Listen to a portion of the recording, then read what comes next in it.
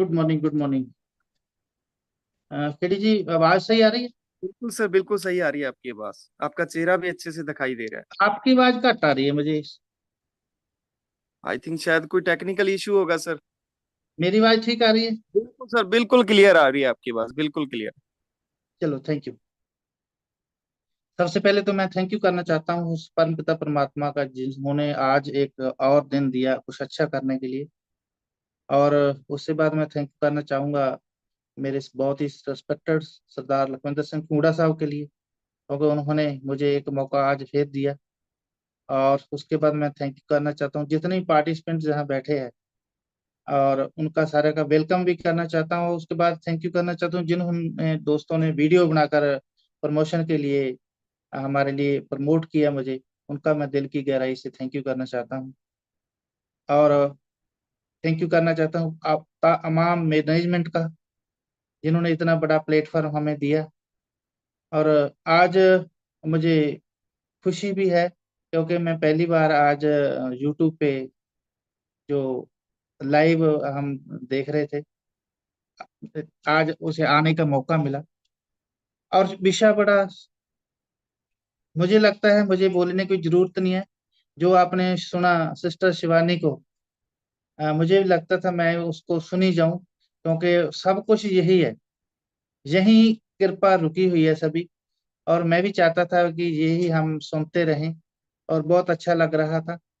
ये वही पार्ट है, लेकिन वो धार्मिक पक्ष से ले रहे थे, हम साइंटिफिकली उसको ले रहे हैं। बात सेम ही है, रास्ते अलग अलग हो सकते हैं लेकिन मंजिल सभी की एक ही है। वो उस पे हम बात करेंगे आज। और विषय बड़ा खूंडा साहब का और मेरा फेवरेट सब्जेक्ट है ये। और आज हम कुछ अच्छा बताने की कोशिश करेंगे।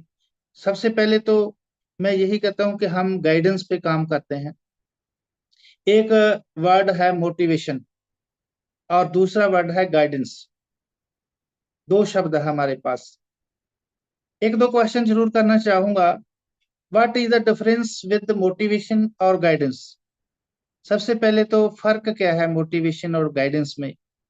और दूसरा क्वेश्चन ये है, डू यू वांट मोटिवेशन और गाइडेंस? क्या आप मोटिवेशन चाहते हैं या गाइडेंस चाहते हैं? और अगला क्वेश्चन ये है, why do you need motivation? आपको जरूरत क्यों है मोटिवेशन? और do you think it works? अगर मोटिवेशन काम करता है तो अगला क्वेश्चन है, हाउ फॉर लॉन्गर? कितना समय काम करता है? इस पे हम बात करेंगे भी मोटिवेशन क्या है, कैसे काम करता है। बड़ा सिंपल शब्दों में आपको मैं कहना चाहूं तो एक होता है दूध का उफनना, एक होता है दूध उफन रहा है, एक होता है दूध उबल रहा है। कौन सा अच्छा होता है? क्योंकि जो दूध का उफनना है वो उफनेगा कब तक? कुछ समय तक। क्या उसके बाद वो वैनिश हो जाएगा, नष्ट हो जाएगा। और दूसरा है दूध उबल रहा है, उबलेगा कब तक? जब तक वो खोए में कन्वर्ट नहीं होगा। इसलिए मोटिवेशन है वो उफान है, और जो गाइडेंस है वो उबाल है। क्या हमें उबाल चाहिए या वे अफवान चाहिए? तो सभी को ये क्लियर होगा, क्योंकि जो गाइडेंस है वो लंबा समय आपके साथ चलती है। जैसे खुंगड़ा साहब ने वहाँ एक सेशन लगाया था रिट्रीट पे, तो गाइडेंस थी, क्योंकि गाइडेंस हमारे साथ चलती है। और मोटिवेशन आपको पता है कुछ समय रहती है, वो थोड़े समय के बाद वो मतलब नष्ट हो जाती है। हम आप ही मोटिवेशन से बाहर हो जाते हैं। और व्हाट यू वांट मोटिवेशन और गाइडेंस, अगर आपको ये मोटिवेशन का पता चल जाए ये मोटिवेशन है क्या। अब एक दूसरा क्वेश्चन ये भी, आपको मोटिवेशन चाहिए क्यों? ये बहुत बड़ी बात है। अगर मोटिवेशन आपको चाहिए तो क्यों चाहिए? जैसे हम रेनेटस कर रहे हैं, हमने फैसला ले लिया है, या तो खुद ले लिया या किसी के कहने पे ले लिया, तो बात खत्म है। सबसे पहली बात तो ये, अगर आपको मोटिवेशन की जरूरत है तो इसलिए है क्योंकि आपके लिए हुए फैसले पर आपको कोई ना कोई डाउट है, इसलिए आपको मोटिवेशन की जरूरत है। एक बार फिर सुनना, अगर आपको मोटिवेशन की जरूरत पड़ती है तो इसलिए पड़ती है क्योंकि जो आपने फैसला लिया है, चाहे खुद लिया है चाहे किसी की कहने पर लिया है, पूर्ण तौर पे बिलीव नहीं है, आपको शक है उसके वजह। और एक सवाल मेरे मन में और आता है, जो भी लोग कामयाब हुए, जो सक्सेस हुए, जो महान हुए, महात्मा गांधी जी थे, नेल्सन मंडेला थे, भगत सिंह से, करतार सिंह सराभा थे, सुभाष चंद्र बोस थे, क्या कुछ लोग ये समझते हैं क्या कोई उनको परमात्मा ने कोई पैदाइशी खास गुण देकर भेजा हो? ऐसा कुछ नहीं था, क्योंकि उनमें कोई खास क्वालिटी नहीं थी। एक गल याद रखना, कामयाब होना अलग बात है, महान होना अलग बात है। अब हमारे जो सुभाष चंद्र बोस जी थे, वो कामयाब तो नहीं हुए, क्योंकि उन्हें आजाद हिंद फौज बना ली थी, लेकिन वो सक्सेस तो नहीं हुए। लेकिन महान शब्द जो लगता है तो वो सिर्फ सुभाष चंद्र बोस जी के साथ लगता है। इसलिए महान होना अलग बात है, कामयाब होना अलग बात।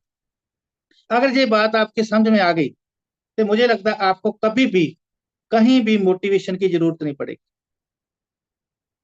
एक बार 1996 में नेल्सन मंडेला जी, जिसको नेहरू अवार्ड के साथ नवाजा जाना था और राष्ट्र भवन भवन में प्रोग्राम हो रहा था, वहां वो आए थे 1996 में।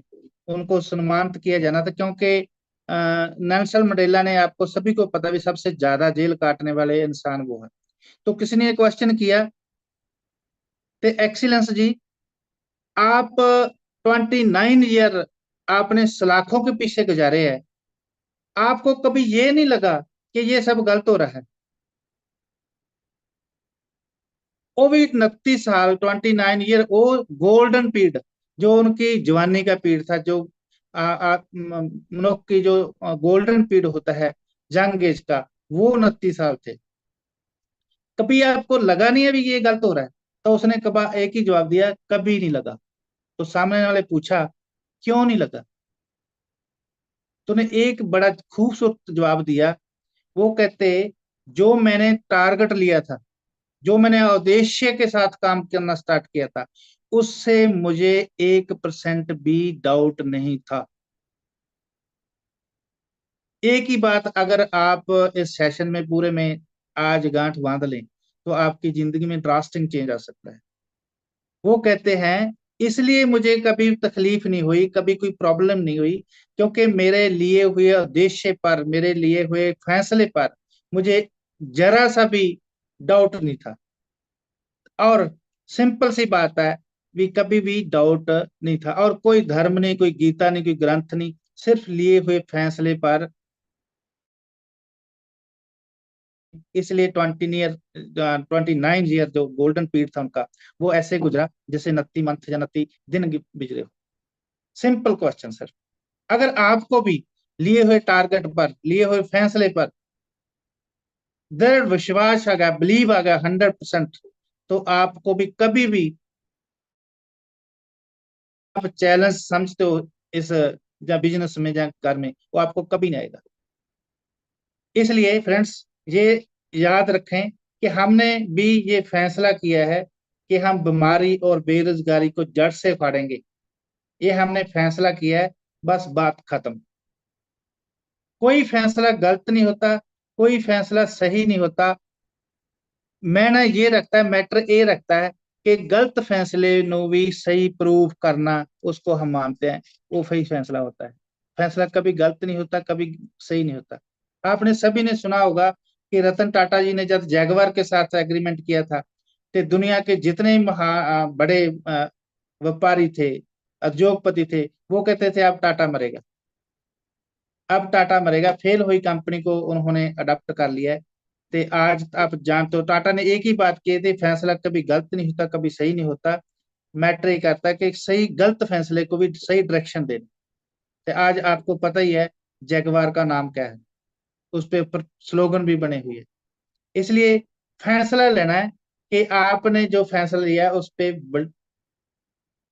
काम कैसे करना है। जैसे भी, और हमारा माइंड इतना खतरनाक है, अगर आपके लिए हुए जरा सा भी आपको डाउट हुआ, तो आपको ऐसे लपेटे में लेगा, आपको समझ ही नहीं आएगी भी हम क्या करें। इतना जबरदस्त है, क्योंकि शक्ति बहुत है इसके पास। सबकॉन्शियस माइंड के पास शक्ति बहुत ज्यादा है। अगर आपके पास जरा सा भी कोई नेगेटिव कमांड, जहाँ डाउट आ गया, तो आपको ऐसे लपेटे में लेगा, आपका निकलना ही मुश्किल हो जाएगा इसकी। आपने कभी सोचा नहीं होगा कि रात को थोड़ी सी गले में खराश हुई और सुबह 104-105 बुखार होगा।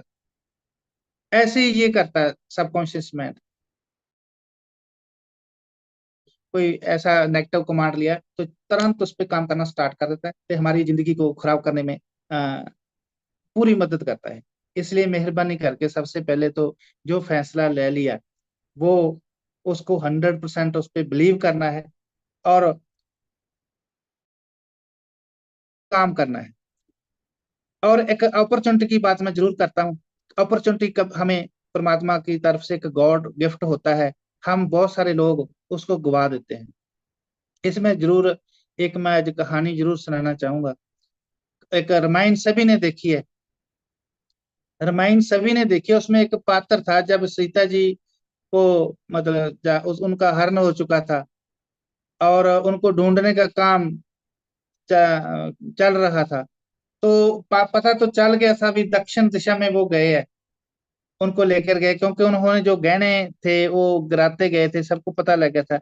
लेकिन कंफर्म करना था कि वो वाकई इस तरफ में गए हैं। और कंफर्म करने के लिए ड्यूटी लगाई गई थी अंगद की। अंगद की ड्यूटी जब लगाई गई, तो वो उसको कहा कि आप जाओ और सीता का पता लगा कर आओ। लेकिन बहाने की बात कर रहा हूं मैं। बहाना लोग कितने बहाने करते हैं बहाने। तो उसने भी बहाना किया, क्योंकि सुग्रीव एक राजा का बेटा था। सुग्रीव एक प्रिंस था। वो ये भी नहीं कहना चाहता कि भाई मुझे मैं जा नहीं सकता या मुझे शक्ति नहीं है। और बहाना देखो उसने कैसे किया। बहाना उसने क्या किया कि मैं जा तो सकता हूं, लेकिन वापस आने में मुझे संशय है। भी आप एक मुझे नहीं लगता भी आपको कैसा ही लॉजिक होगा कि हम जा तो सकते हैं छलांग लगा के दूसरी तरफ, लेकिन वापस आने में क्या प्रॉब्लम हो सकती है, मुझे विज्ञान समझ में नहीं आया। लेकिन उन्होंने एक बहाना लगाया। उसको जो उसकी दूरी है, वो 100 योजन बोलते हैं उसको, 1300 किलोमीटर बनता है वो हमारी भाषा में अगर देखें, 100 योजन। बहाना लगाया कि मैं जा तो सकता हूँ उस पर, लेकिन मुझे आने में संशय है, शक है। बहाना लगाकर निकल गया। जैसे हमारे लोग भी बहुत बहाना लगाते हैं, उनको कह दे यहाँ काम कर दे, वो 100 बहाने निकाल लेते हैं। लेकिन वो ये बात नहीं समझ रहे कि अपॉर्चुनिटी मिली है। जैसे मुझे आज अपॉर्चुनिटी मिली, खंगूड़ा साहब का कल फोन आया। मैं किया फोन उनको, बातें बातों में वो कहते सेशन लगा दो। मैंने कहता सर लगा दो, कोई बात नहीं है ना बात। और अंगद में ने बहाना लगा दिया कि मैं जा तो सकता हूँ, लेकिन वापस आने में संशय है। तो ड्यूटी किसकी लगाई गई? हनुमान जी की। हनुमान जी ने कहा जय श्री राम, और वो गए। सीता का पता लगा कर आए, सब काम हो गया। एक क्वेश्चन आपसे है, अगर दोबारा कभी जरूरत पड़ेगी किसी काम की, तो कौन किन को काम सौंपा जाएगा? अंगद को या हनुमान को? तो नेचुरली है, वो हनुमान जी को ही सौंपा जाएगा। जैसे संजीवनी बूटी लहाने का काम हो और कहीं कोई भी काम हो, तो उनको ही सौंपा जाता है, क्योंकि पता लग गया था ये जिम्मेवार है। जय है, जैसे हम पोस्टर बनाने की बात करें, हम किसको कहते हैं? हमारे ग्रुप में मनीष जी को कह देते हैं, क्योंकि हमें पता है भी उन्होंने उन्होंने बना देना है। जिम्मेवार है वो, जिम्मेवार उनको ही कहा जाएगा जो जिम्मेवार होता है। हम होस्टिंग पे किसकी ड्यूटी लेते हैं? जो जिम्मेवार होता है ना। तो इसलिए उसको ही जिम्मेवारी देगी।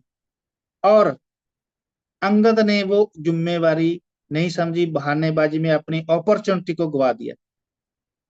और नहीं था, अगर पता क्या होना था आज, जो हम हनुमान चालीसा पढ़ रहे हैं, फिर हमने क्या पढ़ना था? अंगद चालीसा पढ़ना था। भगवान ने उनको मौका दिया था अंगद चालीसा बनाने का, लेकिन उन्होंने वो आपका मौका, अपॉर्चुनिटी को खराब कर दिया। और वो जिम्मेवारी ने हनुमान को एक वानर से भगवान बना दिया। और भगवान भी ऐसा छोटा मोटा भगवान नहीं है। राम के मंदिर में आपको हनुमान जी मिलेंगे, लेकिन हनुमान के मंदिर में राम की जरूरत नहीं है उनको। और सबसे ज्यादा हनुमान जी के मंदिर है। इसलिए मेहरबानी करके भी कभी अपॉर्चुनिटी मिले, मौका मिले, तो उसको गवाना मत। इस हमें मौका मिला है, माहौल चारों तरफ मंगल है, कण कण हमारे लिए काम कर रहा है, माहौल पूरा गर्म है। इसलिए हमें ये मौका गवाना नहीं चाहिए। जबरदस्त तरीके से सिर्फ 90 दिन ईमानदारी से काम कर लें, आपकी जिंदगी में ड्रास्टिंग चेंज आएगा। लोग कहते हैं ना जिंदगी बदल जाएगी रेंटस में। मैं कहता हूँ जिंदगी नहीं बदलती, इसमें कैटेगरी चेंज हो जाती है। जिंदगी नहीं बदलती, ये कैटेगरी चेंज हो जाती है। जैसे आज खंगुड़ा साहब की बात करें, तो एक जिम्मेदार परिवार से वो बिलोंग करते हैं। उनका बेटा अरमान, से वो ना करते होते, जैसे उनको उनके दादाजी को साधारण औरत मिली, फिर खंगुड़ा साहब को मतलब कर्ण दीदी मिले। अगर रेनेटस ना करते होते, अरमान को भी एक साधारण लड़की ही मिलती। अब क्या मिलेगा? आप अंदाजा लगा सकते हो। जब इतनी करोड़ों अरबों की प्रॉपर्टी होगी, तो किसके साथ पाला पड़ेगा? आप अंदाजा लगा देंगे। तो जिंदगी नहीं बदली, कैटेगरी चेंज होगी। तो मैं कहता हूँ रेनाटस नोवा में जिंदगी नहीं बदलती, कैटेगरी चेंज होती है। तो आपके पास अपॉर्चुनिटी है आपकी कैटेगरी को चेंज करने के लिए। इसलिए मेहरबानी करके आज ये भूमिका बनने में मुझे थोड़ा सा समय लग गया, 10-20 मिनट। आज का सेशन मैं माइंड पावर पे ही करना चाहता हूँ, तो करना भी मैं स्टार्टिंग से चाहता हूँ, क्योंकि कुछ नए दोस्त भी है जो पहली बार मुझे सुन रहे होंगे। और मैं कोशिश करता हूँ पीपीटी शेयर करने की, हम वहां से ही चलाएंगे। अ,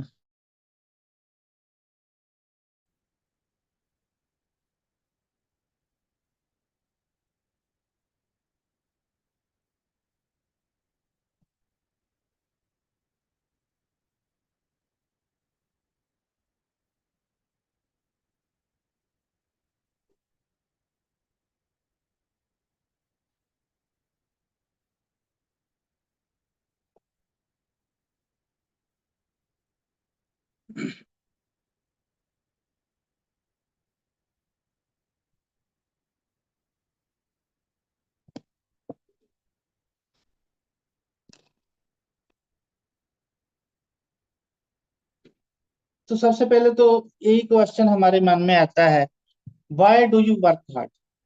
हम मेहनत करते ही क्यों हैं, हमें ये ही नहीं पता। अगर हमें ये पता लग जाए, तो मुझे लगता है हम कामयाब हो सकते हैं। हमें ये नहीं पता। मैं किसी भी काउंसलिंग में यही बात करता हूँ कि हम मेहनत करते ही क्यों हैं? सबसे पहले तो हमें ये ही नहीं पता। मुझे भी नहीं पता था। मुझे इसमें सोचने में थोड़ा सा समय लगा। हम मेहनत करते क्यों हैं? कभी आपने ये क्वेश्चन अपने आप से पूछा है कि मैं कोई भी काम कर रहा हूँ वो क्यों कर रहा हूँ? तो मुझे लगता है आपने कभी नहीं पूछा। आज सबसे पहले तो ये काम करना, एक क्वेश्चन है ये आपके लिए। आपने ये पूछना हम अपने आप से कि मैं ये काम कर रहा क्यों हूँ। और अगर मैंने अपने आप से पूछा था, तो मुझे 3 सवाल मिले थे। 3 सवाल कौन से थे? सबसे पहले तो ये था कि मैं इसलिए मेहनत करता हूँ कि मुझे सक्सेस होना है, मुझे कामयाब होना है।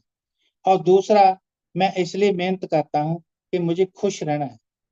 और तीसरा, कि मैं शांत रहना चाहता हूँ। और दूसरा क्वेश्चन ये है, अगर ये तीनों चीजें हमको मिल जाएं, तो मुझे नहीं लगता कोई चौथी चीज की जरूरत हो। और तीसरा क्वेश्चन ये है कि सबसे बड़ी बात यह है कि हमें ये मिलती क्यों नहीं है? क्या हम किसी ऐसे ग्रह के नीचे पैदा हुए हैं, या किसी ऐसी फैमिली में पैदा हो गए हैं जहाँ हमारे कोई भाग्य फूटे हैं, जहाँ कोई परमात्मा की हमारे साथ कोई नाराजगी है, ऐसा कोई कारण हो सकता है? बिल्कुल भी नहीं। ये इसलिए नहीं मिलती है तीनों चीजें, क्योंकि जो हम काम कर रहे हैं वो हम हार्ड वर्क कर रहे हैं। अगर हमने इन तीन चीजों को ढूंढना है या प्राप्त करना, अचीव करना है, तो हमें क्या करना पड़ेगा? हमें हार्ड वर्क से स्मार्ट वर्क की तरफ आना चलेगा। आज हम बात करेंगे पहले स्मार्ट वर्क की और शार्प वर्क की क्या होता है, ताकि हम ये तीनों चीजें पहले, क्योंकि मेहनत करने से कभी कोई अमीर नहीं हुआ। मुझे लगता है कोई हार्ड वर्क करने से, मेहनत करने से कामयाब होता तो सबसे पहले रिक्शे वाले को कामयाब होना चाहिए था, या दूसरे नंबर पे जो सुबह से शाम तक सिर पे मिट्टी के बठल उठाकर रख चुकता है, उसको कामयाब होना चाहता है। लेकिन ऐसा नहीं है। वो लोग जो मेहनत करते हो कभी कामयाब नहीं होते, सिर्फ अपने हैंड टू माउथ होता है, वो उनका गुजारा मसा चलता है। अगर ये तीनों चीजें हमें चाहिए, तो हमें उस डायरेक्शन चेंज करनी पड़ेगी। कहते हैं कि आपने अपनी दशा चेंज करनी है, तो हमें दिशा चेंज करनी पड़ेगी। एनिमल में भी दिमाग होता है। जब वो किसी एरिया में जाते हैं अपना खाने के लिए, जब उनको खाना उस तरफ ना मिले, तो दूसरे दिन उधर वो जाते नहीं है और तो ही ढूंढते हैं। तो लेकिन इंसान ऐसा है, वो रास्ता चेंज ही नहीं करता। हम उसी पे फंसे हुए हैं। कोई जॉब में है, छोटी मोटी जॉब में है, कोई छोटे मोटे बिजनेस में है, इसलिए उनकी दशा नहीं बदलती। इसलिए आपकी दशा बदलनी है तो हमें दिशा चेंज करनी पड़ेगी, डायरेक्शन चेंज करनी पड़ेगी। और डायरेक्शन क्या है? आज हम बात करेंगे इन तीन चीजों को प्राप्त करने के लिए हमें करना क्या पड़ेगा। सबसे पहले हम शार्प वर्क की बात करेंगे, फिर स्मार्ट वर्क की बात करेंगे। शार्प वर्क की कहानी आपने सभी ने सुनी है, मैं इस पे ज्यादा नहीं जाऊंगा, क्योंकि आपने सभी ने ये सुनी है कहानी। लेकिन हम कोई लकड़ी काटने नहीं जाते, हमारा काम लकड़ी काटने का नहीं है। हम नेटवर्कर हैं, और हमारे को परमात्मा ने ऐसा बढ़िया कंसेप्ट कंसेप्ट दिया है बीमारी और बेरोजगारी दूर करने का, और लेने का, दवाएं लेने का, प्राप्त करने का हमें अवसर मिला है। इसलिए एक कहानी को यहीं छोड़ देते हैं। और सभी ने सुनी है ये कहानी। और हमारे पास हमारी कहानी को शार्प करने के लिए क्या क्या चाहिए, इस पे बात हम करेंगे। हम एक इसके पास तो कलाड़ी थी, लेकिन हमारे पास कौन कौन सी कलाड़ी है? हमारे पास दो कलाड़ी है। सबसे पहले तन नाम की कलाड़ी, और दूसरा मन नाम की कलाड़ी। सबसे पहले बात करेंगे तन नाम की कलाड़ी की तार निकालने के लिए हमें क्या करना चाहिए। सबसे पहले तो हमें न्यूट्रिशन फूड लेना चाहिए, जो हमें रैनाटस नोवा ने प्रोवाइड करा दिया है। रैनाटस नोवा के रूप में, एमोजेंथ के रूप में, प्रोटीन के रूप में, और हरिद्रा के रूप में। सबसे पहले तो पौष्टिक आहार लेना चाहिए, क्योंकि हमारा शरीर एक इंजन की तरह काम करता है। उसमें सही जो अ, उसको फ्यूल मिलेगा तो अच्छा चलेगा वो। और दूसरे नंबर पे एक्सरसाइज, रेगुलर एक्सरसाइज हमें करना चाहिए, क्योंकि अगर हम रेगुलर एक्सर करना चाहेंगे, करेंगे, तो हमारे तान नाम की कलाड़ी की तार निकलती है। और तीसरा एन ऑफ रेस्ट, रेस्ट भी हमें करनी चाहिए। जितने हमारे शरीर को जरूरत है, उतनी रेस्ट भी जरूरी है।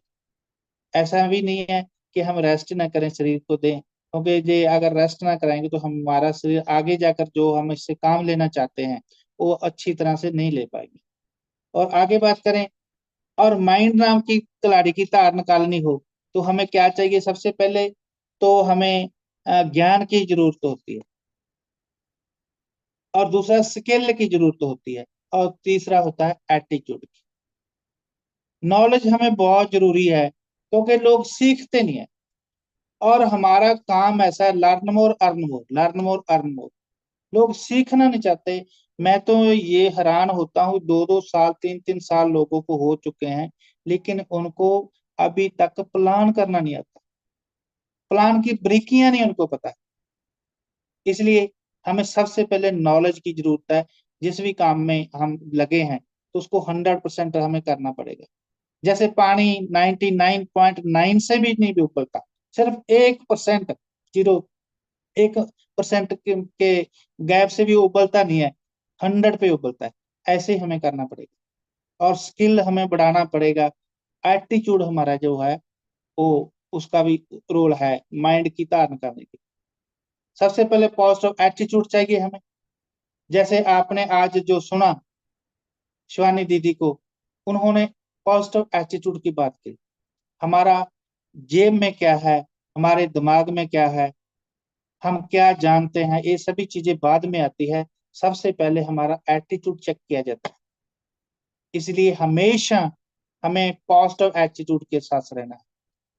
बहुत सारे लोग हैं, प्लान करने जाते हैं मार्केटिंग में, लेकिन अपने मुंह के ऊपर 12 बजे होते हैं।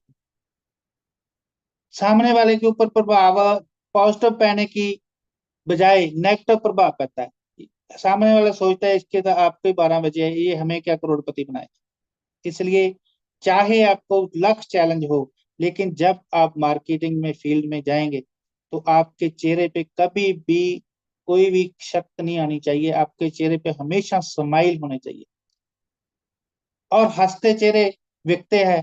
कहते हैं भी जो मतलब हसन दी आत पा है ना, ये एक गाना भी है इस पे, रोंदे चेहरे नहीं वेखते हसन दी आत पा का। जो लोग ऐसे होते हैं रोनी सूरत, उसके पास आना कोई पसंद नहीं करता। वो ये कहता है ये तो आपकी कहानी सुनाने लग जाएगा, इसके पास क्या जाना। इसलिए हमेशा पॉजिटिव रहना है।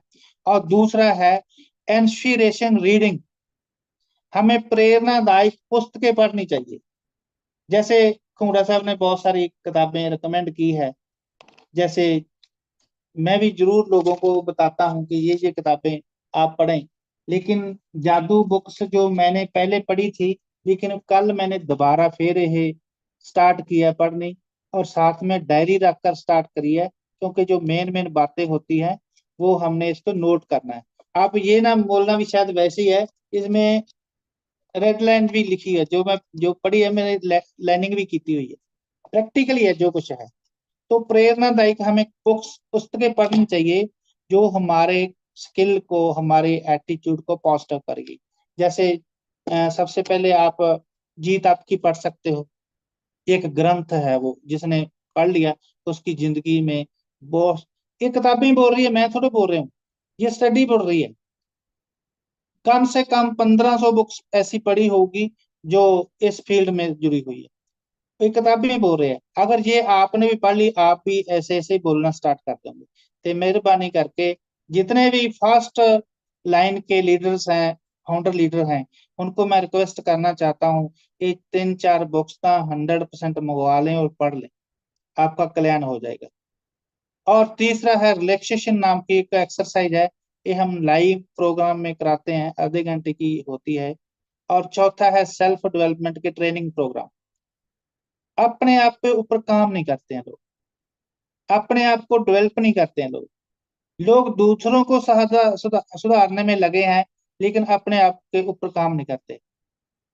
अगर हम किसी को पूरी दुनिया में सुधार सकते हैं, तो सिर्फ एक आदमी को सुधार सकते हैं। वो कौन है? सिर्फ अपने आप। मैं कहता हूं अगर ह- हर एक बंदा, हर इंसान अपने आप को सुधारने की बात करें, तो सारी दुनिया सुधर सकती है। लेकिन हम कहते हैं पत्नी सुधर जाए, पत्नी कहती है पति सुधर जाए, दोनों मिलके कहते बच्चे सुधर जाएं, और बच्चे मिलके दोनों कहते हैं पहले आप सुधर जाओ फिर हम सुधर जाएंगे। जैसे चिंता का विषय ये नहीं है कि बच्चे क्या कर रहे हैं, चिंता का विषय ये है कि हम उनके सामने क्या कर रहे हैं, क्योंकि बच्चे रिफ्लेक्ट करते हैं। इसलिए self development training programme attend करनी चाहिए। बहुत सारे लोगों के ये बातें ऊपर से टप जाएगी, उनको समझ नहीं आएगी।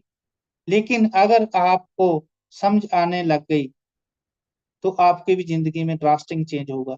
मैं जहां से उठकर आया हूँ, जो मुझे निजी तौर पे जानते हैं लोग, वो सभी को पता है कहाँ से कहाँ तक आया हूँ। ये सिर्फ एक सोच लेकर आई है। क्योंकि छोटी उम्र में फादर साहब की डेथ का हो जाना, 5वीं क्लास में था, और मैं आपके पेरेंट्स के साथ नहीं पढ़ सका, नानके उन्हें मुझे पाला था, वहां रहा। आप सभी को पता है तो मामियां कभी माँ नहीं बनती ना, और बड़ी मुसीबतों के साथ पढ़ा। और एक निर्णय लिया था कि जो प्रॉब्लम है, जो चैलेंज मैंने झेले हैं अपनी जिंदगी पे, वो मैं अपने बच्चों को कभी नहीं झेलने दूंगा। इस सोच के साथ काम किया। बहुत सारे लोग कहते हैं कि बच्चे हमारी कदर नहीं करते हैं। मैं कहता हूं आपने बच्चों के लिए किया ही क्या है? अगर आपने उन अपने बच्चों के लिए कुछ किया हो तो आपकी इज्जत करेंगे। मेरे बच्चे मेरे पे प्राउड फील करते हैं कि अगर कोई डैडी है तो दुनिया में बेस्ट डैडी हमारा डैडी है, क्योंकि उनको कभी तत्ती वाह नहीं लगने दी। 18-18 साल होने के बाद उनको बस के चढ़ने पर मौका मिला, वो भी जब वो उनको इच्छा के अनुसार, नहीं तो कार पे ही लेके गए। और बढ़िया स्टडी कराई है, ऐसी स्टडी कराई है जो दो दो लोग मुलाजिम थे वो भी नहीं करा सके। वो एक सोच के जरिए था, क्योंकि मैंने अपने आप को डेवलप किया था। अब तो मुझे समय कम मिलता है पढ़ने का। आप हैरान होंगे, जब मैं क्लिनिक पे था ना, तो लोग सोचते, को जो मेरे दोस्त हैं, यार आप अकेले कैसे बैठे रहते हो? मैं कहता हूँ कल्ला नहीं मैं, मेरे साथ ये है। जो बुक्स होती हैं अकेले बंदे की फ्रेंड्स होती है। तो मैं तो चाहता था भी अकेला रहूं। अभी मैं बहुत सारे लोगों को बताता हूँ कि जब भी मैं अकेला कभी सफर करता हूँ ना कार पे, तो मैं वो समय भी वेस्ट नहीं करता। तब भी मैं कोई ना कोई ऐसा सेमिनार लगा लेता हूँ और स्टेयरिंग के ऊपर बुक्स रखकर उस पे लिख लेता हूँ। अब समझ तो उसकी मुझे ही आती है, बाद में मैं उसके नोट्स बना लेता हूँ। लेकिन कहने का भाव ये है, मैं सीखने का कोई भी समय नहीं गलत वेस्ट करता, वो यूज करता है। और एक बात आपको जरूर कहना चाहता हूँ, अगर आपका कोई दोस्त, आपका कोई पड़ोसी, आपका कोई रिश्तेदार आपसे आगे है, तो वो उतना ही आगे है जितना उसने समय का यूज किया, जितना अपने दिमाग का यूज किया, उतना ही आगे आपको। क्योंकि परमात्मा के साथ हम कई बार ये भी बातें सुनते हैं, परमात्मा ने हमने क्या बिगाड़ा तेरा, ये बात परमात्मा को गाली भी देते हैं कि हमने क्या किया है। परमात्मा सभी बातें मान लेता है। हाँ, मैंने आपके साथ किया, आपके साथ मैंने इंसाफ नहीं किया, लेकिन एक क्वेश्चन है उसके पास। वो कहता है, एक चीज मैंने आपको दी है जो आपकी जिंदगी में आपके जीवन को सुधार सकती है, वो है टाइम। टाइम हमने बराबर दिया है। 1440 मिनट ही बराक ओबामा के पास है, 1440 मिनट ही नरेंद्र मोदी के पास है, 1440 मिनट ही धीरूभाई अंबानी के पास है, और 1340 मिनट ही आपके पास। उसमें मैंने कभी भेदभाव नहीं किया। तो डिपेंड ये करता है जो वो 1440 मिनट आप कैसे यूज करते हो। इसलिए 1440 मिनट जो आपको दिए हैं उस पे काम करना है, अपने ऊपर काम करना पड़ेगा, ताकि हम कामयाब हो सकें। और आगे की बात करें तो स्मार्ट वर्क। स्मार्ट वर्क क्या होता है? आज स्मार्ट वर्क की एक नई परिभाषा लेकर जाना, क्योंकि नए लोग बहुत बैठे होंगे। स्मार्ट वर्क में बहुत सारे लोग अपनी अपनी तरफ से डेफिनेशन देते हैं, लेकिन मेरे तरफ से डेफिनेशन और है इसकी। स्मार्ट वर्क क्या होता है? Working in right direction, working with right method. कौन सी दिशा में काम करना चाहिए और उसका सही तरीका क्या होना चाहिए। और दिशा कौन सी अच्छी होती है? पूर्व पश्चिम उत्तर दक्षिण कोई ऐसी दिशा है? मुझे लगता है ऐसी कोई दिशा नहीं है। सबसे अच्छी दिशा क्या है? गोल, टारगेट। हमें टारगेट नहीं लेना पता, हमें ये ही नहीं पता कि हम काम कैसे करते हैं। कुछ लोगों को पूछते हैं कि आपकी जिंदगी का गोल क्या है। कुछ लोग जो मुलाजिम होते हैं वो तो कहते हैं गोल क्या है, 58 में रिटायरमेंट हो जाएगी और 65 में हार्ट अटैक हो जाएगा, डेथ हो जाएगी, काम खत्म है, गोल क्या करना है। इसलिए सबसे पहले तो लोगों को पता ही नहीं है गोल का मतलब क्या क्या होता है। कुछ लोग समझते हैं कि गाड़ी बंगला ऐसा ही कुछ है। ऐसा कुछ नहीं है। कुछ सर्वे हुए हैं इसके ऊपर कि कितने लोग जो है गोल के साथ काम करते हैं। तो लाइव में तो हम पूछ लेते हैं कितने लोग हैं, लेकिन यहाँ मैं ही बता देता हूँ। एक अमेरिका का सर्वे है कि 1 से 3% लोग जो टारगेट के साथ काम करते हैं, गोल के साथ काम करते हैं, पाप स्मार्ट वर्क करते हैं। ये अमेरिका का सर्वे है। अगर इंडिया की बात करें तो इंडिया का सर्वे बोलता है लेस देन 1% लोग, एक से भी कम परसेंट लोग हैं जो स्मार्ट वर्क करते हैं और गोल के साथ काम करते हैं। आपने सभी ये बातें बहुत सारे लोगों ने सुनी होगी, पढ़ी होगी कि 1 से 3, लेस देन 1%। और कितना बड़ा फर्क है। और अमेरिका जैसे समृद्ध देश में, इतना एडवांस देश होने के बाद भी 1 से 3% लोग ही हैं। और हमारा देश तो उससे 100 साल पीछे है, 200 साल पीछे है। हमारा लेस देन 1% है। और इसका फायदा भी है हमें, इसका फायदा भी है। हमारी आबादी है जो 150 करोड़ हो चुकी है। इसका भाव ये हुआ लेस देन 1% का, कि हमारे लोग, नेटवर्क की बात ही करें तो लेस देन 1% लोग है जो नेटवर्किंग कर रहे हैं। 50 लाख 50 लाख लोगों की आईडियां लगी है सिर्फ अलग अलग कंपनियों में। 50 लाख की आईडियां लगी हैं अलग अलग कंपनियों में। जो एक्टिव यूजर है वो सिर्फ 5 लाख ही है। जो एक्टिवली काम कर रहे हैं नेटवर्किंग में वो सिर्फ से सिर्फ 5 लाख है इंडिया में। कितना बड़ा आप हमारे पास रॉ मटेरियल पड़ा, कितना हमारे पास ग्राउंड पड़ा है। सिर्फ 5 लाख लोग हैं जो एक्टिवली काम कर रहे हैं। कितनी बड़ी हमारे पास स्ट्रेंथ है, उसका बेनिफिट भी है। क्योंकि हर चीज के दो फायदे होते हैं। और यूज डिपेंड करता है उसको यूज करने के ऊपर। जैसे एक चाकू होता है, उससे किसी का गला भी काट सकते हैं और उसकी सब्जी भी काटी जा सकती है। इसलिए बढ़ती हुई जनसंख्या का ये बेनिफिट भी है, क्योंकि बाहर से लोग आ रहे हैं, बाहरली कंट्री से इंडिया में नेटवर्किंग करने के लिए। हमारे इतना लोग कहते हैं ना हमारे पास लोग नहीं है। मैं तो हैरान होता हूँ यार, इंडिया में आपको लोग नहीं मिल रहे हैं तो और कहाँ मिलेंगे। अगर इंडिया में आपको लोग नहीं मिल रहे, जहां कानून बनाना पड़ा, ये दो ही काफी और से माफी, वहां भी लोग कहते लोग नहीं मिलते हैं। तो इसलिए मेहरबानी करके ये आपकी सोच को चेंज करें। सबसे पहले सोच चेंज करनी पड़ेगी। आपको आदमी आदमी मिलेंगे। और हमारे तो मैं तो नहीं कहना चाहता है, जो तो जब जाते हैं वॉशरूम करने के लिए जगह नहीं मिलती है रोडों पे, इतने लोग फिरते हैं लोग सड़कों पे। और हमारे देश की बदनसीबी भी यही है कि 70 साल हो गए हमें आजाद हुए, हमारे स्टूडेंट को ये अभी तक यही नहीं पता लगा कि जिंदगी का कोई गोल ही होना चाहिए। जब हम फेल हो जाते हैं और निर्भर हो जाते हैं, परमात्मा को गाली देते हैं कि ये हमने क्या किया है, हमने परमात्मा के कोई खिलाफ चले हैं, गालियां देते हैं। लेकिन ये नहीं सोचते कि हमने कोई जिंदगी का ब्लू प्रिंट ही नहीं तैयार किया। मैं बहुत सारे लोगों के घर में जाता हूँ, पूछता हूँ बच्चों को क्या कराना चाहते हो। अच्छी पढ़ाई कराना चाहते हैं जी। अच्छी पढ़ाई, फिर उनको ग्रंथ पढ़ाओ। अच्छी पढ़ाई के बाद क्या करेंगे, अच्छी नौकरी। अच्छी नौकरी का भाव क्या है, किसी श्रोमणी कमेटी में लगा दो फिर उनको। लेकिन कभी भी किसी ने ये नहीं कहा कि हम उसको मेडिकल की पढ़ाई करेंगे, हम उसको इंजीनियरिंग बनाएंगे, हम उसको पायलट बनाएंगे, हम उसको ये बनाएंगे ये बनाएंगे।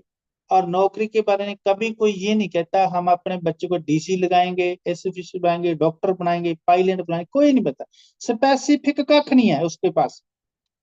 जब हम कंफ्यूज हैं, जो हमारे मानसिक क्वेश्चन ही कंफ्यूजन वाले होंगे, तो उत्तर भी कंफ्यूजन वाले ही होंगे हमारे पास। हमारे पास कोई ब्लू प्रिंट नहीं है। जैसे रेनेटस की बात करें, नेटवर्क मार्केटिंग की बात करें, तो जो भी लोग का काम चल नहीं ना रहा, जिनका भी काम नहीं चल रहा, वही कृपा रुकी पड़ी है। क्योंकि उन्होंने कभी गोल सेटिंग ही नहीं किया, काम करें ही क्यों। हमें वाई तो पता होनी चाहिए ना। हमें जब तक स्ट्रांग वाई नहीं होगी, उतना देर हमारे पास काम नहीं चलेगा।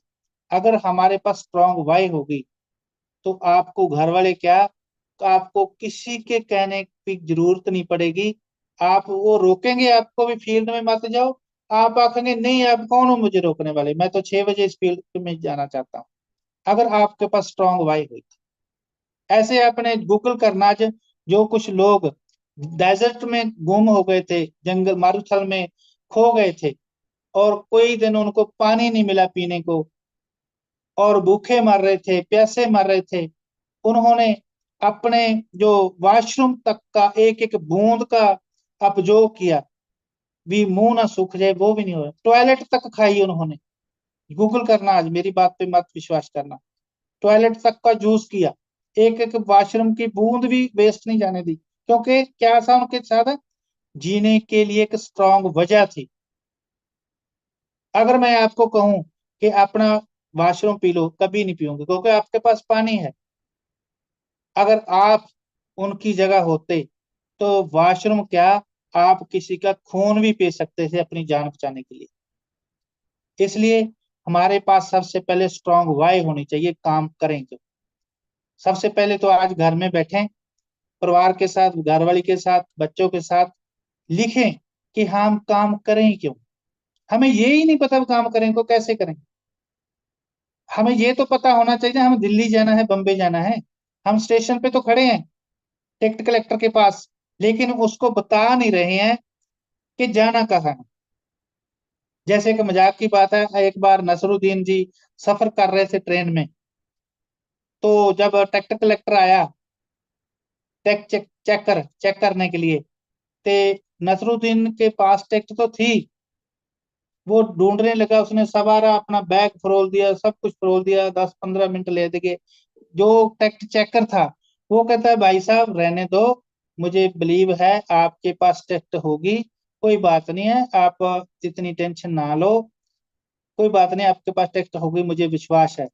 नसरुद्दीन बोलते हैं, चेकर साहब ये टिकट मैं आपके लिए नहीं ढूंढ रहा, मैं अपने लिए ढूंढ रहा हूं, कि मुझे ये ही नहीं पता मैं जाना कहाँ है, इसलिए टिकट ढूंढ रहा हूँ। इसलिए हमें भी यही, नसरुद्दीन की तो ये मजाक की बात है, लेकिन उसके ऊपर तो हम खुश हो रहे हैं, लेकिन हम सभी यही काम कर रहे हैं, हमें यही नहीं पता हमने जाना कहाँ है। इसलिए टारगेट जरूर बनाए सबसे पहले। कुछ लोग कहते हैं पैसा कमाना, गाड़ी, डिग्री, ये गोल नहीं है कंपेयर टू योर लाइफ। ये बहुत छोटी चीज है, ये बहुत छोटी चीज है। जैसे एक बच्चा था, वो ब्लैंक द्वार में तीर मारता है, जहां तीर लग जाता है, फिर खुश होकर ताड़ियां लगाता था, क्लैपिंग करता था कि मैंने ये गेम जीत ली है। क्या ये गेम ऐसे खेली जाती है? ऐसे नहीं खेली जाती है। सही क्या होना चाहिए कि सबसे पहले टारगेट होना चाहिए, फिर उसके बीच में जब तीर लगेगा तो वो सही है। लेकिन हम बच्चे के ऊपर हंस रहे हैं, खुश हो रहे हैं, तो बच्चा तो नादान है, छोटा है, उसको पता नहीं है। लेकिन सभी का हमारा यही हाल है। हम कभी हमारा कई 500 हो गया कुदरतन, कई एग्जीक्यूटिव हो गया कुदरतन, किसी का सीनियर एग्जीक्यूटिव हो गया कुदरतन, हम फिर उसको खुश होकर ताड़ियां लगाते हैं कि हमने ये गेम जीत लिया। लेकिन उनका कभी दोबारा एग्जीक्यूटिव नहीं होता, दोबारा 1000 नहीं होता। इसलिए नहीं होता क्योंकि हमने टारगेट के साथ काम नहीं किया। वो एक बार हुआ, इसलिए कुदरतन हो जाएगा, जैसे बच्चा कर रहा था वैसे ही हुआ है। इसलिए सबसे पहले बच्चा तो नादान था, लेकिन तरीका हम भी वही बरत रहे हैं। मेहरबानी करके सबसे पहले अपना गोल बनाए, टारगेट बनाए। और एक बहुत बढ़िया कहावत है, हार्वर्ड यूनिवर्सिटी के प्रोफेसर विलियम जेम्स का कहना है कि a person without a goal is deemed to work for this person having a goal. जिस व्यक्ति के पास अपना कोई ध्येय नहीं होता, अपना कोई गोल नहीं होता, वह जीवन पर दूसरों के गोल के लिए मेहनत करता रहता है। ये बात गांठ बांध लेना आज। जिसके पास कोई जिंदगी का गोल नहीं है, ब्लू प्रिंट नहीं है, वो दूसरों के गोल को प्राप्त करने के लिए मेहनत करता रहता है। इसलिए हमें ऐसा बुद्धू बनने की जरूरत नहीं है। सबसे पहले आज गोल निश्चित करें कि हमने काम करना ही क्यों है। अगर आपने आज गोल लिख लिया, तो मैं चाहूंगा मेरा 1 घंटा बोलने का जो अ, मुझे मौका मिला, आप मैं कामयाब हो जाऊंगा अगर आपने ये बात कर ली। मैं जब भी काउंसलिंग करता हूँ सबसे पहले यही बात कहता हूँ कि वाई ढूंढ लें, स्ट्रॉन्ग वाई ढूंढे। स्ट्रॉन्ग वाई थी कि मुंडा साहब के पास 46 लाख का कर्ज था, आज देख लो इतिहास रच दिया नेटवर्क मार्केटिंग में। स्ट्रॉन्ग वाई थी मेघराज शर्मा जी के पास, 27 लाख का कर्ज था। स्ट्रॉन्ग वाई थी इंद्रपाल ब्राड के पास, देख लो इतिहास रख दिया। जिन जिन लोगों के पास स्ट्रॉन्ग वाई थी उन्होंने ही इतिहास रचा है। क्योंकि विरोध से विकास पैदा होता है, विरोध से विकास पैदा होता है।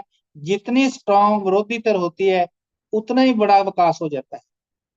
इसलिए हम जितने भी लोग हैं, मैं एक और बात आपको कहना चाहता हूं, जो भी आविष्कार किए हैं वो मध्यवर्गीय लोगों ने किए हैं।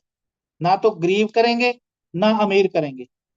गरीब जो होता है वो उनको कोई बड़ी टेंशन नहीं होती, उनको ये अभी खाम शाम का खाना बन जाए, बच्चे सरकारी स्कूल में पढ़ते हैं और घर में बिजली फ्री है, कणक का आटा दाल मिल जाता है, वो मोर देन सफिशिएंट। और जो अमीर है वो पहले से ही है, उनको कोई टेंशन नहीं है। अगर जो मध्य वर्ग है वो गरीबों की तरह रह नहीं सकता और अमीरों की तरह रहने की कोशिश में लगा हुआ है, उस उन्होंने ही इतिहास रचा है। इसलिए मैं लोगों को ये सलाह भी देना चाहता हूं कि आप जब लिस्ट बनाते हो ना प्रोस्पेक्ट की, उसमें दो कैटेगरी जरूर नोट रखना। एक सौ पहले तो ये 18 से 45 साल की उम्र का ध्यान रखना, 18 से 45 साल की उम्र हो, क्योंकि 18 से 45 साल के आदमी के कोई ना कोई सपने होते हैं, वो करना चाहता होता है जिंदगी में कुछ। और दूसरा, जिनकी इनकम 30 से 80 हजार के बीच बीच हो, ये लॉजिकली है। 30 से 80 हजार जो पहले कमा रहा है उनको पहले पहल देनी है। प्लान तो सभी को देना है, लेकिन ये दो कैटेगरी को सबसे पहली लिस्ट में रखना है। इसका लॉजिक है, जैसे 18 से 45 साल के सपने होते हैं, 30 से 80 हजार लोगों का लॉजिक ये है कि जो 30 से 80 हजार के बीच काम कमा रहा है, उसके घर में एसी भी होगा, उसके पास कार भी होगी, उसके बच्चे भी किसी प्राइवेट स्कूल में पढ़ते होंगे, उनके खर्चे बहुत होंगे, वो मेंटेन कर रहे हैं बड़ी मुश्किल से। वो चाहते हैं कि अगर हमें साइड पे कोई 10-20 हजार आने लग जाए तो हमारी किस्तें वगैरह सौखी निकल जाए, वो काम ज्यादा करते हैं। लेकिन हम क्या करते हैं, अपने से नीचे वाले को प्लान देते हैं और नीचे वाला और नीचे वाले को देने जाता है। हौली हौली हौली धीरे धीरे क्या होता है, वो एक रिक्शे वाले के और लेबर वाले के पास ले जाता है। इसलिए बिजनेस की ग्रोथ नहीं होती। ये तीन सवाल लेके जाना, 18 से 45 साल उम्र और 30 से 80 हजार उनकी है इनकम होनी चाहिए सबसे पहले। और चौथा है उनको तीसरा, उनके साथ काम करना जिसके साथ जिनके अंदर कोई आग होनी चाहिए। लेकिन इन बातों को हमने आज करना है, हम नीचे को नहीं, एक स्टेप ऊपर वाले को प्लान देना है, अपने से एक स्टेप ऊपर वाले को देना है। यही बात समझानी सामने वाले, आपका बिजनेस देखियो पैराशूट की तरह जाएगा, लेकिन हम नीचे वाले को जाते हैं। हम किसके पास जाते हैं, जो हमारा प्रभाव मानता है, जो तो हमारी मान लेगा। नहीं, हमारे बिजनेस में, हमारे प्लान में, हमारे प्रोडक्ट में इतनी शक्ति है कि आप किसी एसएसपी के डीएसपी के सामने बैठ जाओ, उसको भी आप कन्विंस कर लोगे, क्योंकि हमारे प्रोडक्ट में जान है।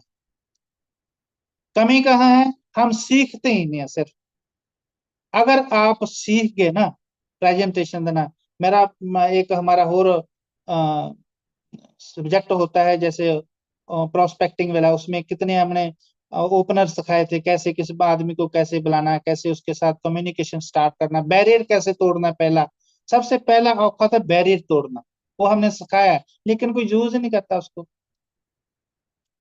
अब कभी हल्दी घाटी कभी नहीं गए होंगे, मुझे लगता है, मैंने पढ़ा है हल्दी घाटी महाराणा प्रताप का एक म्यूजियम बना है। वहां उसका एक तलवार रखा हुआ 6 फुट लंबा है, मुझे लगता है मैं तो दोनों हाथ से उसको उठा नहीं सकता। और अंग रखा ऐसा है, उसमें मेरे जैसे 3 आदमी घुस रहे हैं फिर भी जगह बच जाएगी। अगर उस तलवार को हम अपने घर में ले आए और दीवार पे टांग दें, क्या उसकी वैल्यू रहेगी? इक्विपमेंट इंपॉर्टेंट होता है या उसका इस्तेमाल? उसका इस्तेमाल अच्छा होता है, इंपॉर्टेंट होता है। इसलिए हमारा प्रोडक्ट बहुत बढ़िया है, वो इम्पोर्टेंट नहीं है, उसकी वैल्यू, उसका महत्व, उसका हम इस्तेमाल कैसे कर रहे हैं वो डिपेंड करता है। अगर आपने प्रॉपर नॉलेज ले ली प्रोडक्ट की और प्लान की, तो मुझे नहीं लगता यार दुनिया का कोई भी नेटवर्कर हो, कोई भी किसी भी बड़े ओहदे पे हो, आपके प्रोडक्ट ना लेना आपके पास ज्वाइन ना हो, ऐसा कभी नहीं होगा। इसलिए सबसे पहले तो आज गोल सेटिंग करना, और गोल के लिए मैं बहुत सारी बातें बताना भी चाहता हूँ। कुछ लोग, ऊपर वाले ने हमें कुछ शक्तियां दी है उस गोल तक पहुंचाने के लिए, क्योंकि ऊपर वाले ने हमें किसी पर्पज के लिए यहाँ भेजा है धरती पे। ये नहीं था कि हम फ्री बैठे थे कि परमात्मा कहता खा धक्के जाकर हो परेशान धरती पे, ऐसा कुछ नहीं था। उसने किसी पर्पज के साथ भेजा है, और पर्पज के साथ भेजने के साथ साथ उसने हमें खास गुण देकर इस धरती पे भेजा। आप सभी ने देखा होगा, किसी का हैंड राइटिंग बढ़िया होता है, किसी का कन्विंसिंग पावर बढ़िया होता है, किसी का शारीरिक शक्ति बढ़िया होता है, और किसी का फेस इंप्रेशन बड़ा होता है, बढ़िया होता है। कोई ना कोई गुण देकर परमात्मा ने भेजा है हमारी जिंदगी में। अगर आपने उस गुण के साथ काम करना स्टार्ट कर दिया, और मैं एक बात आपको जरूर कहना चाहता हूँ, वैसे तो 8 मल्टीपल इंटेलिजेंस ही है हमारे पास, 8 गुणवत्त ज्यादा से ज्यादा इसका आदमी हो सकते हैं, लेकिन एक हम परमात्मा ने सभी को दिया है जिसके साथ वो अपना जीवन व्यतीत कर सके। ये डीएमआई टेस्ट में क्लियर होता है वैसे तो, डर्मेटोग्लाइफिक्स मल्टीपल इंटेलिजेंस टेस्ट जो हम फिंगरप्रिंट से करते हैं, उसके पता लग जाता है कि हमारे में क्या गुण है। जैसे मुझ में बहुत देर में मुझे पता चला था कि मुझे मेरी कन्विंसिंग पावर अच्छी थी और मेरी स्टेज की परफॉर्मेंस ठीक थी, इसलिए मैं 26 साल की उम्र में वाइस प्रेसिडेंट नगर कौंसिल का बन गया था। वो बाद में मुझे पता लगा ये मेरा गुण था। वो सभी को पास कोई ना कोई गुण होता है, वो फिंगरप्रिंट से पता चल जाता है कौन से गुण है। अगर उस गुण के साथ हम काम करना स्टार्ट कर दें तो हम भी काम कर सकते हैं। और उस रिसर्च में ये निकल कर आया कि सभी को बातें करने का और घूमने का शौक होता है। 90% लोगों को बातें करने का और नई नई जगह घूमने का शौक होता है। तो इससे बढ़िया बात क्या हो सकती है? हमारा प्लान, हमारा काम ही बातें करने का और घूमने का। इसलिए हमको गुण दिया है परमात्मा ने, उस पर्पज को ढूंढिए जिस पर्पज के लिए आपको परमात्मा ने धरती पे भेजा है। अगर आपने उस पर्पज को ढूंढ लिया, जैसे मुझे लगता है मुझे पर्पज मिल गया है, मैंने लोगों को दुख दर्द दूर करने हैं, लोगों को दवाएं लेने हैं, पैसा तो बाय प्रोडक्ट आएगा। और एक बात मैं और भी बहुत ऐड करना चाहता हूँ, जब तक मैं पैसे के लिए काम करता था ना, मेरा काम नहीं चला था। जब मैंने शौक से साथ काम करना स्टार्ट किया, तब पैसा आना स्टार्ट हुआ। क्योंकि मजबूरी के साथ किए हुए काम की कभी क्वालिटी नहीं बनती है, इंटरेस्ट के साथ बन किए हुए काम की बनती है। और जब आपका इंटरेस्ट होगा, कभी थकेंगे नहीं, कभी अकेंगे नहीं। एक उदाहरण आपको देना चाहता हूँ। एक मालिक होता है, जिम्मेदार, वो खेत में काम करता है, और एक उसके साथ मजदूर होता है। काम एक साथ करते हैं, उतने घंटे करते हैं, वही खाते हैं, वही पीते हैं, लेकिन जो मजदूर होता है वो थक जाता है, और जो मालिक होता है उसको लगता है आधा घंटा और लगा लेंगे, वो थकता नहीं है। क्यों? क्योंकि मालिक को अपने काम से इंटरेस्ट होता है। और जो लेबर वाला है, वो मजबूरी से उतना ही काम कर रहा है जितने से उसकी जान छूट जाए। बहुत सारे लोग कहते हैं कंपटीशन बहुत ज्यादा है। मैं कहता हूँ कंपटीशन कहीं नहीं है, कंपटीशन कहीं नहीं है। आप अच्छा प्लम्बर भाल के देख दो, आप अच्छा इलेक्ट्रिशियन भाल दो, आप अच्छा मिस्त्री भाल दो, अच्छा वकील भाल के दिखाओ, अच्छा टीचर भाल के दिखाओ, अच्छा नेटवर्कर भाल के दो, कहाँ है? जो क्वालिटी के लोग हैं वो कामयाब, वो शिखर पे है। मैं कहता हूँ एक दिहाड़ी वाला भी है, जिसको जो जिम्मेवार काम करने का है, वो कभी आपको चौक के पे खड़ा नहीं मिलेगा, वो एडवांस बुक होता है। थोड़ी सी एक कीमत है। एक सर्वे हुआ है, गैलिप गैलिप एक कंपनी है, गैलिप गैलिप कंपनी है, कि उसने एक सर्वे किया कराया। 63% लोग अपने काम को ईमानदारी के साथ करते नहीं है, 63% लोग, 63%। और अब 24% लोग ऐसे हैं, माफी वो चाहूंगा दूसरों मेरी को भी आवाज काम आ नहीं रही है? करने देते। आप खुद वीरेंद्र तो सर, करने क्या है, वो दूसरों को भी नहीं काम करने देते। एक वीरेंद्र सर, क्या छोटी मेरी आवाज सुन पा रहे हो? छोटी सी अमाउंट है, एक 13%, जो उतना काम करते हैं, अपनी जितनी उसको सैलरी मिल रही है उससे भी ज्यादा काम करते हैं। थोड़ी सी अमाउंट ऑफ। एक केडी साहब, तुम्हारी की आपकी आवाज आ रही थी। जी सर, मैं यही कह रहा था, सेशन बहुत शानदार चल रहा है और थोड़ा टाइम भी हो गया है। तो अगर हाँ, फिर आप वाइंड अप कर देते हैं इसी पे। कल इस पे, इससे यहाँ से स्टार्ट कर लेंगे। बिल्कुल सर, आपने बिल्कुल। मुझे सुना। आपका सभी का बहुत बहुत थैंक यू करना चाहता हूँ मैं दिल की गहराई से। आपने मुझे इतना समय झेला, बर्दाश्त किया। आप सबका थैंक यू। रॉकिंग रहता, थैंक यू। कल से यहीं से स्टार्ट कर सर लेंगे। Thank you so much, marvellous wonderful session sir, thank you so much. आपने बहुत जानदार और बहुत जबरदस्त सेशन लगाया। तो साथियों, एक चीज बोलना चाहूंगा, कहते हैं ना, पानी में गिरने में किसी की मृत्यु नहीं होती। माय डियर फ्रेंड्स, पानी में गिरने से किसी की मृत्यु नहीं है, मृत्यु तभी होती है जब तैरना नहीं आता। परिस्थितियां, किसी की भी परिस्थितियां जो होती है ना, कभी समस्या नहीं बनती। जैसे अभी डॉक्टर साहब ने बहुत शानदार तरीके से सेशन लगाया, परिस्थितियां कभी भी समस्या नहीं बनती। समस्या तभी बनती है जब उनसे हमें निपटारा करना नहीं आता है, माय डियर फ्रेंड्स।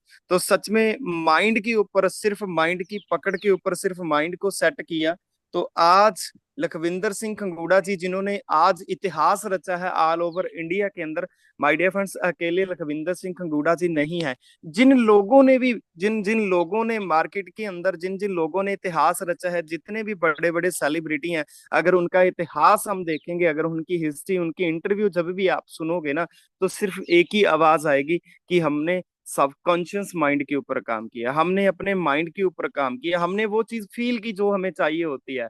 कल कल बात कर रहे थे, जब सचिन जी ने 6 सेंचुरी लगाई थी, तो वो भी बता रहे थे कि सबसे पहले उन्होंने फील किया। तो आज लखविंदर सिंह गुड़ा जी का इतना बड़ा नाम हो चुका है, इतने बड़े वो महल बना चुके हैं, इतनी गाड़ियां आ रही हैं, इतनी प्रॉपर्टी क्रिएट कर रहे हैं, वो सिर्फ और सिर्फ एक ही चीज के ऊपर, माइंड के ऊपर, माइंड के ऊपर उन्होंने पकड़ की, माय डियर फ्रेंड्स। और जब भी सर लखविंदर सिंह गुड़ा जी, रियली हमें बहुत अच्छा फील होता है कि हमारी लाइफ के अंदर लखविंदर सिंह गुड़ा जी आए। और जब भी वो, कभी भी कोई वो ट्रेनिंग सेशन लगाते हैं ना, सिर्फ ओनली ऑन वो माइंड के ऊपर लगाते हैं। भी हम सबसे पहले हम अपने माइंड को सेट करें। तो अगर हमारे बीच में हमारे मेंटर लखविंदर सिंह गुड़ा जी हैं, तो मैं चाहूंगा विद इन 1 मिनट के लिए वो आज की मीटिंग का रिव्यू दें। तो सर, वेलकम है आपका, please. Thank you so much KD साहब, थैंक यू। डॉक्टर साहब बहुत बहुत धन्यवाद, मजा आ गया आज आपका सेशन सुन के। और मैंने ना एक बड़ा तगड़ा पॉइंट नोटिस किया है, जो आपने बोला कि 95% जो लोग हैं, जो हमारे ग्रुप में या किसी भी ग्रुप में काम कर रहे हैं, वो उस बच्चे की तरह हैं कि जो बच्चा अपने टारगेट के ऊपर तीर छोड़ता है और उसका कोई टारगेट नहीं होता। जब वो तीर जाके जहां पे लग जाता है, वहां पे वो मार्क कर देता है, वहां पे वो निशान लगा देता है, उसके ऊपर गोल चक्कर लगा देता है कि लो जी मेरा टारगेट हिट हो गया। तो जी मैंने तीर टारगेट के ऊपर ठोक दिया। यही हो रहा है जब मैं काउंसलिंग में लोगों के साथ बैठता हूँ ना, तो मैं पूछता हूँ कि इस वीक का क्या टारगेट है। तो लोग बोलते हैं कि सर बढ़िया करेंगे, बहुत बड़ा करेंगे।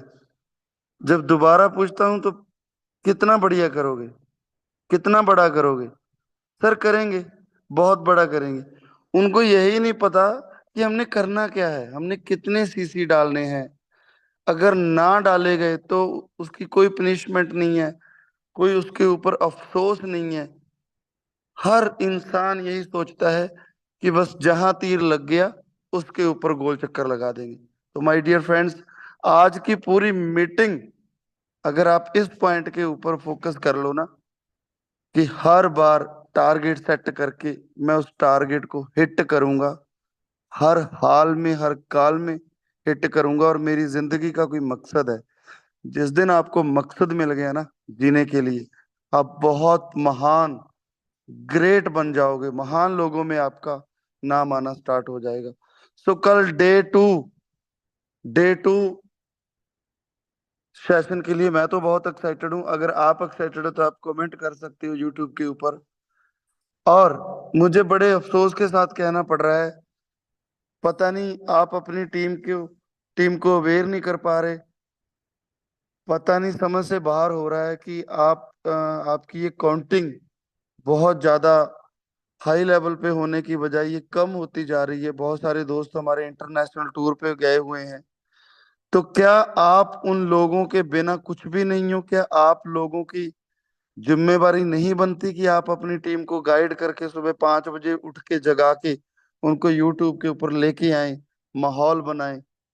अगर आपको लगता है कि आपके सपने आपके हैं, आपने अपने बच्चों को सपनों को पूरा करना है, या आप रिस्पॉन्सिबल पर्सन हो, विक्ट्री इंटरनेशनल ग्रुप के सच्चे सिपाही हो, तो कल 5 बजे उठ के 5:30 बजे 6 बजे तक आपने कॉलिंग कर करके अपनी हर टीम के मेंबर को, सबको आपने इस सेशन में इनवाइट करना है। ये बहुत ही मार्वलस है। जैसे केडी सर ने बोला है कि लखविंदर सिंह खंगूड़ा ने अपने सब कॉन्शियस माइंड से काम लेके ही इतना कुछ इतने बड़े लेवल को अचीव किया है। तो ये बहुत मेरा सबसे बड़ा फेवरेट सेशन है ये, पावर ऑफ सबकॉन्शियस माइंड। तो डॉक्टर साहब आइए कल आप और तैयारी के साथ। बहुत मजा आया आज, बहुत एक्साइटेड है हम आपको दोबारा सुनने के लिए डे 2 के लिए। Thank you very much. तब तक के लिए कहते हैं ना, नसीब जिनके ऊंचे और मस्त होते हैं, इम्तिहान भी उनके जबरदस्त होते हैं। लास्ट में विक्ट्री इंटरनेशनल ग्रुप नंबर 1 था, नंबर 1 है और ऑल टाइम नंबर 1 रहेगा। Thank you so much.